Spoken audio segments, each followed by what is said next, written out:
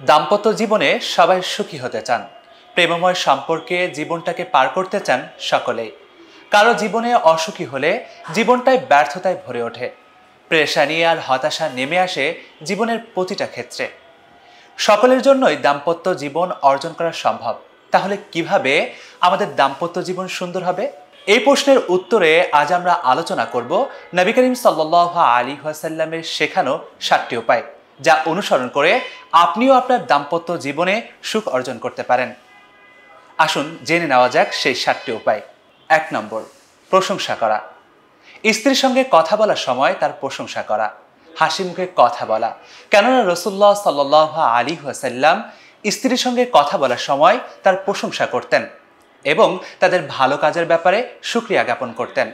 হাদিসে উল্লেখ রয়েছে, হযরত আয়েশা রাদিয়াল্লাহু তাআলা আনহা বর্ণনা করেন, তিনি বলেন, আমি রাসূলুল্লাহ সাল্লাল্লাহু আলাইহি ওয়াসাল্লামের স্ত্রীগণদের মধ্য থেকে হযরত খাদিজা রাদিয়াল্লাহু তাআলা আনহার চেয়ে অধিক কোনো স্ত্রীর ব্যাপারে আমি ঈর্ষা করিনি, যেটা আমি খাদিজার ব্যাপারে করেছিলাম। কেননা রাসূলুল্লাহ সাল্লাল্লাহু আলাইহি ওয়াসাল্লাম খাদিজার কথা উল্লেখ করতেন এবং বেশি বেশি তার প্রশংসা করতেন। এ থেকে আমাদের শিক্ষা হলো, আমাদের দাম্পত্য জীবন সুন্দর করতে হলে স্ত্রীর সঙ্গে কথা বলার সময় অবশ্যই তাদের প্রশংসা করতে হবে, সুন্দর মুখ নিয়ে কথা বলতে হবে। দ্বিতীয় বিষয়, কথা বলার সময় মুখে মুচকি হাসি রাখা এবং প্রেমময় নামে ডাকা। স্ত্রী যখনই আপনার সম্মুখে আসবে তখন সুন্দরভাবে তাকে সম্ভাষণ করুন এবং সুন্দর নামে তাকে ডাকুন। এ ব্যাপারে হাদিসে উল্লেখ রয়েছে, হযরত আয়েশা রাদিয়াল্লাহু তাআলা আনহা বলেন, রাসূলুল্লাহ সাল্লাল্লাহু আলাইহি ওয়াসাল্লাম ঠোঁটের কোণে মুচকি হাসি রেখে প্রেমময় নামে আমাকে ডাকতেন, বলতেন হুমাইরা, অর্থাৎ লাল গোলাপ। এখান থেকেও আমাদের একটা শিক্ষা হলো, দাম্পত্য জীবন সুন্দর সুখময় করতে হলে আমরা আমাদের স্ত্রীর সঙ্গে কথা বলার সময় ঠোঁটে মুচকি হাসি রাখবো এবং সুন্দর নামে তাদেরকে ডাকবো। অনেকে দেখা যায় অফিস বা অন্যান্য কর্মস্থলে সকলের সঙ্গে মুখে মুচকি হাসি রেখে এবং তাদেরকে সুন্দর নামে ডাকে, কিন্তু যখনই বাসায় ফিরে তখন তাদের মুখ গাম্ভীর্যতায় ভরে ওঠে। এটা পরিহার করে রাসূলুল্লাহ সাল্লাল্লাহু আলাইহি ওয়াসাল্লামের এই সুন্নাহ যদি অনুসরণ করতে পারেন, আপনিও আপনার দাম্পত্য জীবনে সুখ অর্জন করতে পারবেন। তৃতীয় বিষয়, স্ত্রীর মন রক্ষা করে চলা।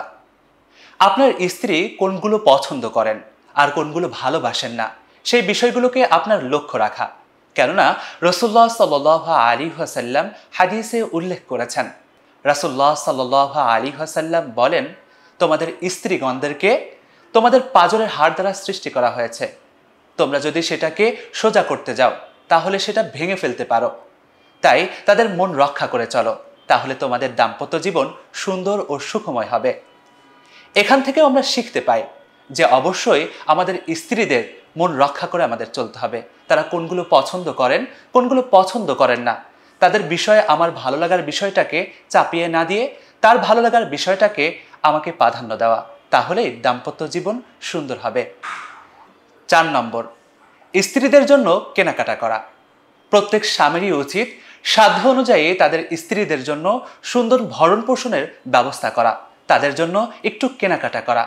এক্ষেত্রে কৃপণতা পরিহার করে সওয়াবের আশা রাখা।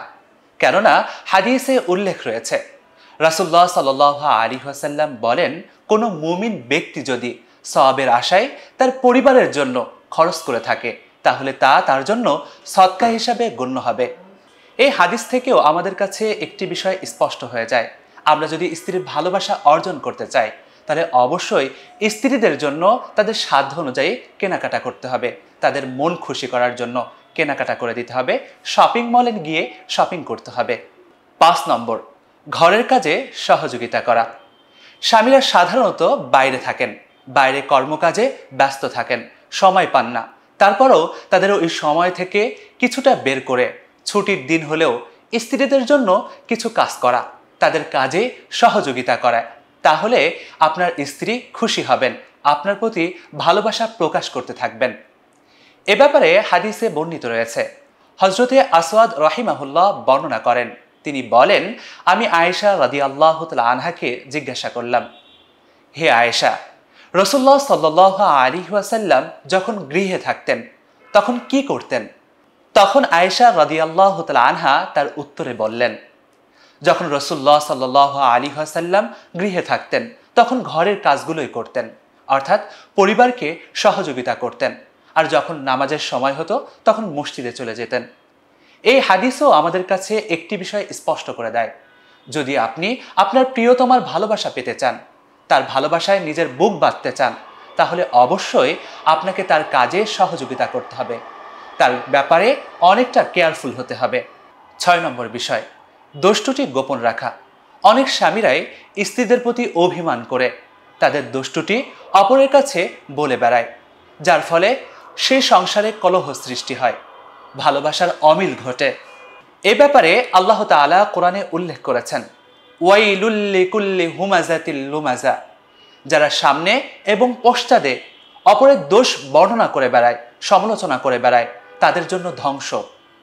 এই আয়াতও আমাদের কাছে একটি বিষয় স্পষ্ট করে দেয়, কখনো যদি স্ত্রীদের মধ্যে মনোমালিন্য সৃষ্টি হয়ে যায় তাহলে সেক্ষেত্রেও অন্যদের কাছে তার দোষগুলো বর্ণনা না করা।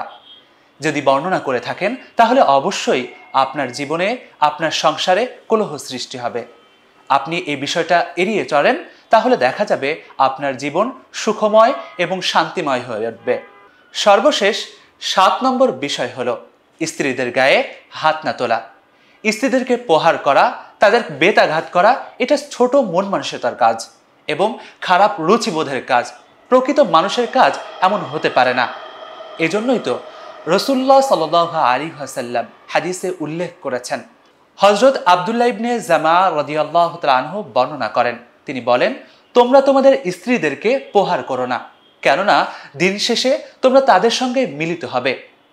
সর্বশেষ এই মেসেজের মাধ্যমে নবী করিম সাল্লাল্লাহু আলাইহি ওয়াসাল্লাম আমাদেরকে জানিয়ে দিলেন, তোমরা সুখময় দাম্পত্য জীবন পেতে হলে এবং তোমাদের স্ত্রীর ভালোবাসা তোমরা অর্জন করতে চাইলে কখনোই তাদেরকে ব্রেতের আঘাত করো না, তাদেরকে প্রহার করো না, তাহলে তোমাদের সংসারে অসুখ বিরাজ করবে।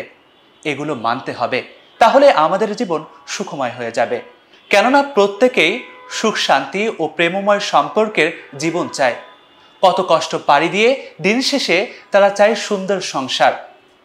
তাদের জন্য অবশ্যই রাসূলুল্লাহ সাল্লাল্লাহু আলাইহি ওয়াসাল্লামের এই 7টি প্রক্রিয়া অবলম্বন করা, তাহলেই সেই সংসারে সুখ বিরাজ করবে, সুখ এবং শান্তিময় হয়ে উঠবে ওই সংসার, এবং স্ত্রী এবং স্বামীর মধ্যে অগাধ ভালোবাসা তৈরি হবে। আল্লাহ তাআলা আমাদের প্রত্যেককে এই 7টি উপায় অবলম্বন করার তৌফিক দান করুন। আমিন।